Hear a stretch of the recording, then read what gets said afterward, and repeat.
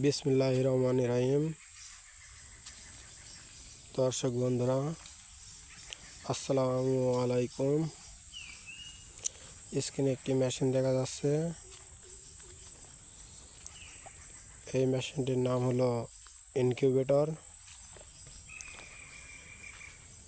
এই মেশিনের কাজ হলো কৃত্রিমভাবে হাঁস মুরগির ডিম দিয়ে বাচ্চা ফোটানো হয়। তো এটি হচ্ছে ভেতরের দৃশ্য। এই মেশিনের ভিতরে একটি ট্রে রয়েছে। এই ট্রেতে মূলত ডিমগুলো সাজানো হবে। আর এটি একটি অটোমেটিক ডিম ঘোরানো মেশিন। এর ভিতরে ডিম দিলে কারেন্ট থাকা অবস্থায় প্রতি 90 মিনিট পর পর এই ডিমগুলো টার্ন ওভার হয়ে ঘুরে যায়। মানে ভিতরের যে লোহার জিনিসটা রয়েছে একদিকে কাজ হয়, আবার 90 মিনিট পরে অপর দিকে কাজ হয়। তা আমি সর্বপ্রথম কিছু দেশি মুরগির ডিম ট্রেতে সাজাচ্ছি। তা আমি এবার একই সময় 2-3 রকম ডিম দেব। কিছু দেশি মুরগির ডিম, কিছু লেয়ার মুরগির ডিম, কিছু টার্কি মুরগির ডিম, আর কিছু কয়েল পাখির ডিম। তা আমি এর আগের প্রথম বসিয়েছিলাম, সেখান থেকে কিছু বাচ্চা উঠেছিল। তা আমি এবার একসাথে অনেক রকমের মুরগি কয়েলের ডিম দিয়ে দেখতে যাচ্ছি যে একসাথে অনেকগুলো ডিম দিয়ে বাচ্চা তোলানো সম্ভব কিনা।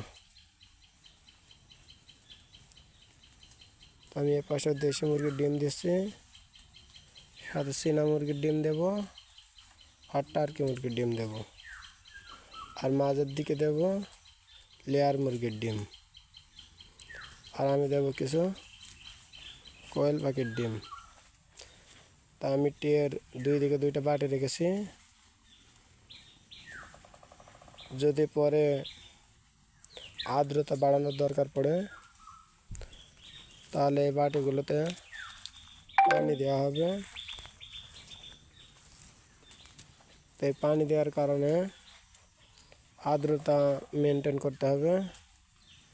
যদি আর্দ্রতা বেশি প্রয়োজন হয় তখন এই বাটিগুলোতে পানি দেব। তো এর আগের বার আমি একটি বাটিতে পানি দিয়েছিলাম, তা অনেক সমস্যা হয়েছিল। তাই আমি এবার 2টা বাটি রেখেছি, যাতে মাঝপথে কোনো সমস্যা না হয়।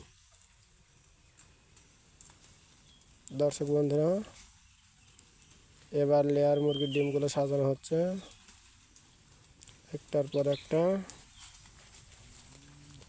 আমার এই ইনকিউবেটর মেশিনে ডিম ধরবে মুরগির ডিম হলে 88টি। এটি একটি 88 ডিমের অটো ইনকিউবেটর মেশিন।